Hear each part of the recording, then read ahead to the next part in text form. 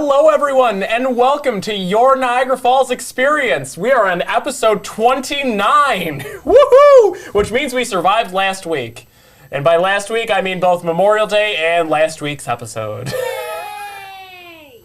So anyway, before I introduce the person who's sitting next to me, I do have to ask Peter, how was your Memorial Day? What? Oh, yeah. It's Poutine Day, Quebec. Actually, we have Jean Baptiste Day coming up soon. My Memorial Day was grueling. How about yours? Oh, my Memorial Day was absolutely delightful. It was actually super quiet. The groups were really friendly. Everyone in the morning was great. I left the park by 12 noon, and then I didn't go on Sunday. By 12 noon? By 12 noon Saturday, I was out of there. You'll have to teach us of your magic. Magic is called, if you're coming on a holiday weekend, get there early. Oh, yes. Amen to that. But yeah, let's introduce our guest, because I'm really excited he's here today. Yes, this is our amazing guest. This is Billy, everyone. Hey, what's up, people? As we call him, the greatest of all tour guides. Thank you. AKA The Goat. Well, let's go, Billy the Goat. Thank you. Thank you. I get that joke. It's actually funny. If you are reading our comments on the front here, we did tell you that you wouldn't want to miss this episode. Yep, you do not want to miss it. If any of you guys ever take a tour with me, you'll notice I make way too many made of the mist jokes. I don't say too many. Enough. The perfect enough. There's no such thing as too many. That's true. I say way too many, and people tend to laugh every time, so it works out. That is true. So how did you spend your Memorial Day weekend? I mean, you were doing tours. We know that. Yep. Did tours on Saturday. Got out early, just as you did, which is a great thing for a holiday weekend. I heard Sunday in the afternoon, which I wasn't working, that the Maid of the Mist line was basically backed up all the way to the Rainbow Bridge. It was. So imagine waiting in that line. That'd be crazy. Yeah, luckily we didn't have to do that. We encouraged all guests that came over to Niagara Falls to get out early and just try to avoid those crowds.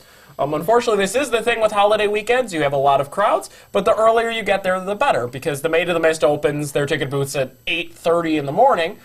So by the time you start getting to 10, 11, 12, 1 now, it's just incrementally getting bigger and bigger and bigger groups. But we are what we call the cool people. And tour guides like Billy know the ins and outs of how to get around that. So they made a very... Peter. But yes, they actually made a great point of starting all of their tours early. And yes, apparently you're legally required to mention my sailor cap or I will be depressed. It's the awesomest hat I've ever seen in my entire life. Billy, thank you. You're welcome. That's an extreme response, but I'll take it. You're welcome. But yeah, it's really cool just being able, this is the first year where I was not tied up in an attraction or something, where I was able to just enjoy Memorial Day. Went for a walk around the park Memorial Day weekend, nice. Which is unheard of.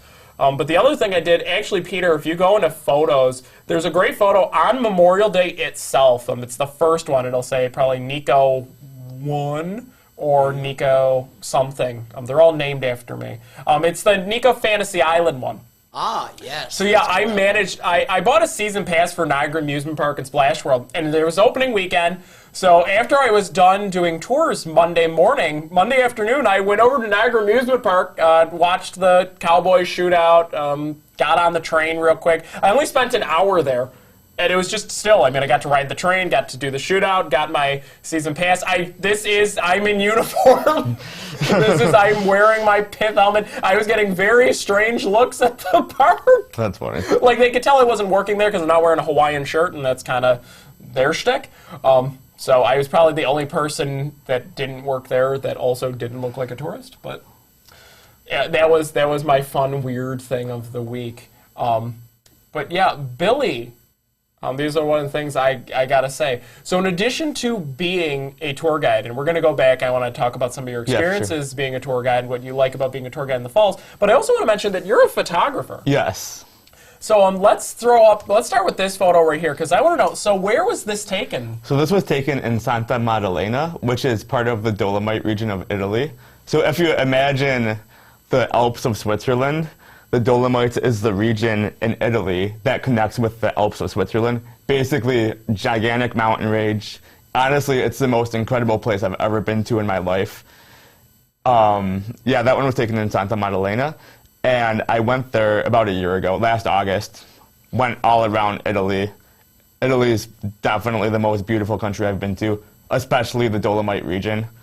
Blows anything else away. It looks, I mean, this photo, when you sent me this photo, I've seen some of your photos before, especially your Niagara Falls stuff, but seeing these photos, and I knew you traveled a bit. Yes. I didn't realize, and the more I spend time with you now, the more I've realized you've traveled quite a bit, Billy. Yes, no, I love to travel. It's definitely my favorite thing to do out of anything. And I want to say, so I've been to about 7 countries, which is not too bad. 7 countries, 25 states in the U.S., and 3 provinces in Canada. So pretty cool. So that's a lot more I mean, I've been to... That's cool. Thank you, thank you. Yeah, Peter, how many Yeah, places have you been?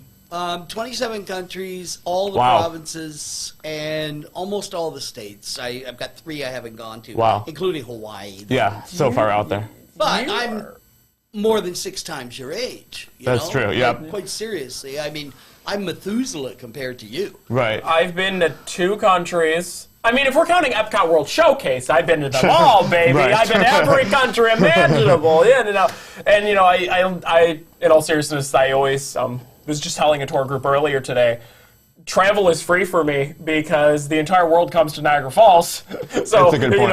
if I want to learn about cultures from all over the world, I stand right there in Niagara Falls State Park and just start talking to people. Yep. Because Hey guys, just warning you, you're going to hear a little bit of backlash here. Well, we're gonna hear some backlash.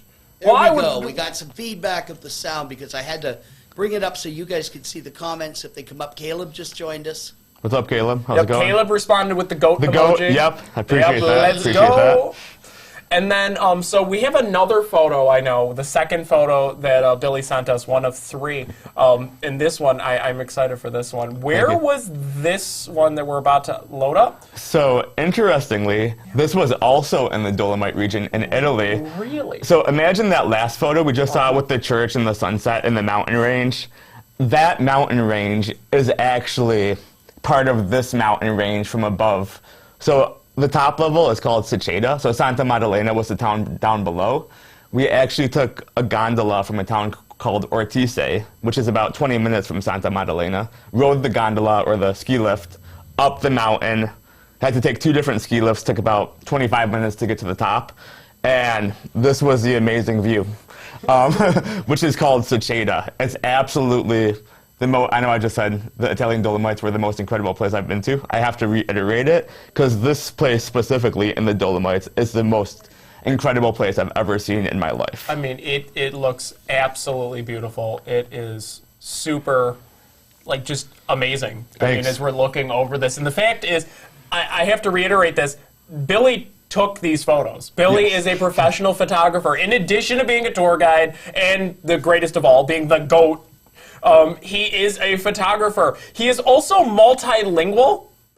So, Yes. Billy, I've learned this because I, hablo un poquito español, de español, pero tú, Sí, hace mucho tiempo que aprendí español. Aprendí español por más que 10 años. Aprendí en la escuela secundaria. Después me gradué con un título de lengua española en la universidad. Y yo vivía en España. Estudié en la Universidad de Salamanca, que está como 2 horas afuera de la ciudad de Madrid, en España. Y sí. Okay, so to translate roughly what he said, because I got most of that. You got most of studied it. Spanish for over 10 years. Yeah, I over heard, 10 years, yeah. in both primary and secondary school, and then you got a certification at university, and you went to university in Madrid to study? Salamanca. University of Salamanca, which is about 2 hours outside of Madrid. So my Spanish is not too bad either. I understood Yeah, most. yeah, I you understood understood the 90% majority of it, of yes. that. And the crazy thing about Universidad de Salamanca, University of Salamanca, it's like now I'm mixing my Yeah, Spanish. it I'm like, is. as opposed to saying or, I said o, which is or in Spanish. Yes. As I'm talking both, I mix the languages, whatever. Anyways, that University of Salamanca is actually the 3rd oldest university on the planet. Wow. And some people who actually went to that university, Christopher Columbus actually went there.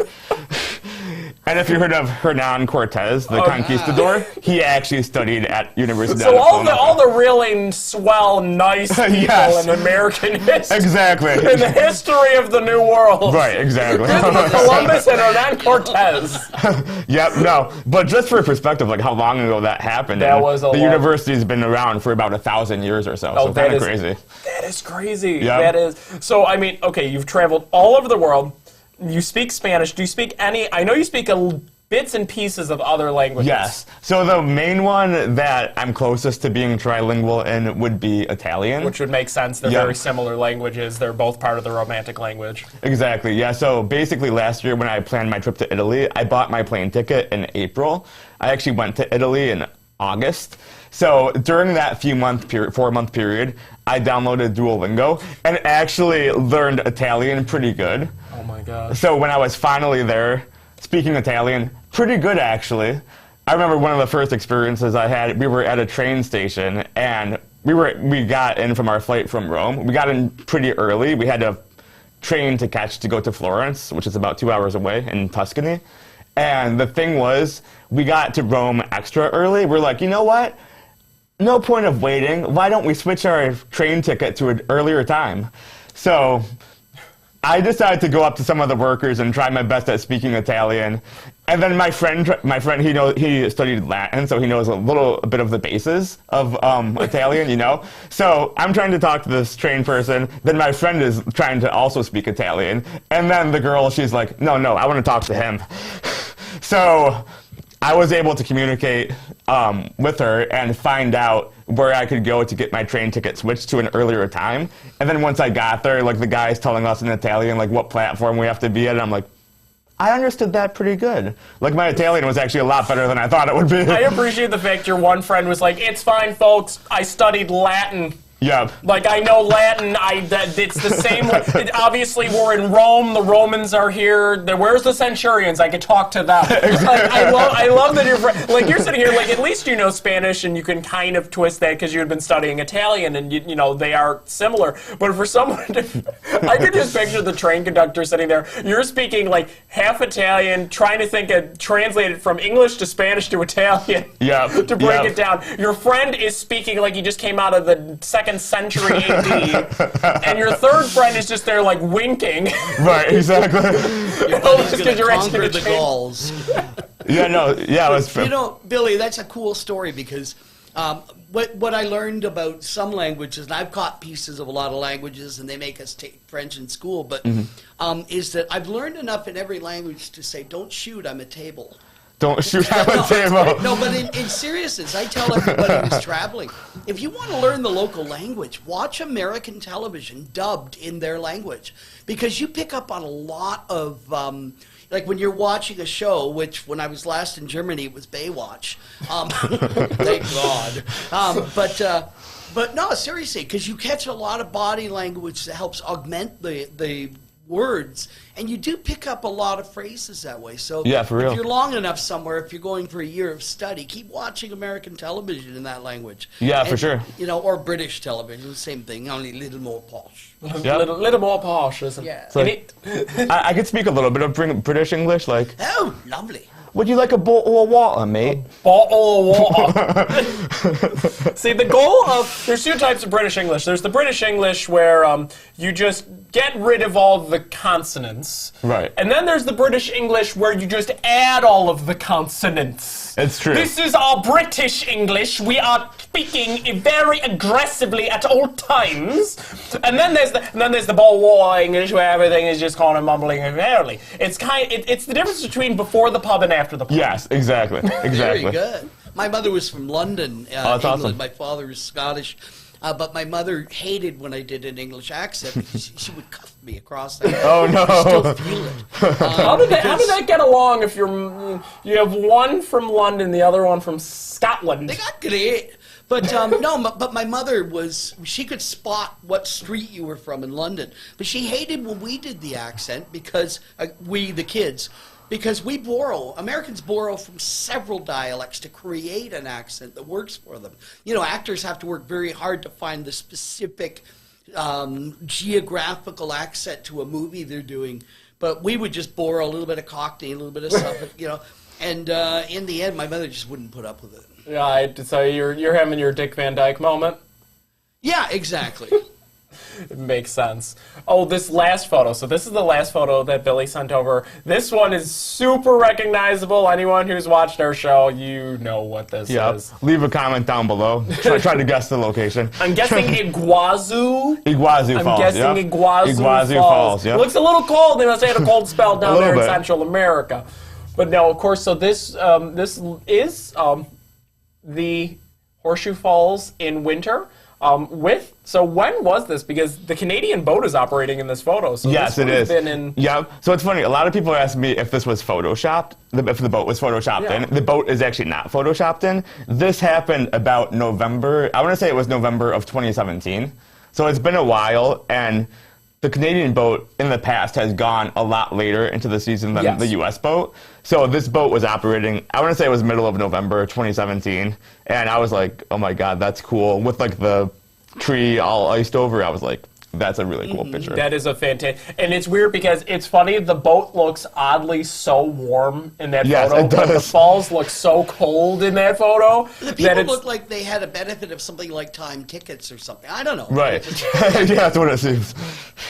See, Peter is trying to bring up the point because Peter's very upset. You see, Peter is a dear Canadian, and over on the Canadian Hornblower boat, they have time ticketing. So you go and you make a reservation and you come back. On the American side, it's what we call the American-style free-for-all, which means at 8:30 they put their starter pistol up in the air and they go yee yee, and everyone barrels towards the ticket booth as fast as possible, and it's like Black Friday. At 2:30, we'll still be here when it's dark. That is true. Yeah, the lines this weekend over at the May the Mist, which we got to avoid because we showed up early. Yes, we were there early for the start for Black Friday. Thank you. Yeah, the lines on Saturday afternoon, the May to the Mist did sell out. Sunday, the line did stretch all the way to the Rainbow Bridge, which from my experience means a 3.5 to 4 hour wait to get on the boat ride. Right. Is it worth it? Yes, it is. No doubt. It is. If you're here, you have to do it. I'm not going to say it's not worth it. Could you have managed your time better? Of course, yeah, you could have been a little bit more strategic with it. But either way, no matter what, the boat is worth it. No doubt. The crazy thing is, I actually did not know the Hornblower had time ticketing. I don't know how I didn't know that. I've been working at the falls. Even before I was a tour guide since 2013. Yeah, but we're the Americanos. That's over true. Here, We kind of hang on the American side. It's like the people that handle Canada know those things, and they like to point and go, well, that side has time ticketing, and we go, time ticketing doesn't matter, and we've discussed this before on the show where I've talked about the Made in the Mist dock. It's a completely different structure of dock, completely different elevators. The basic reasoning is the issue with the Made of the Mist is not that they can't get through people quickly enough, it's that they can't load and unload people plus get them up and down an elevator enough. That's true. You're dealing with, if you look on the Canadian side, there's just a lot more real estate they have to work with. It's just the luck of how their gorge played out and how they had built their dock all those years ago. Yeah, but you know what's funny? It was the company running Made of the Mist on our side that built their dock. It was, yes. but you have to remember that the Made of the Mist was on both sides for so many years. Yes. And they built the dry dock. Their winter dock was built within their main dock. But however, in 2013... something like that. Yeah, 2013, somewhere around there. The Made of the Mist ended up losing the Canadian contract and kept the Americans. Hornblower Niagara City Cruises took the Canadian. And then the actual New York State Park teamed up with the Made of the Mist to keep the Made of the Mist on the American side, and built a dry dock for their winter dock over at the site of the old Sholkoff power plant ruins. So what would happen there, that's new.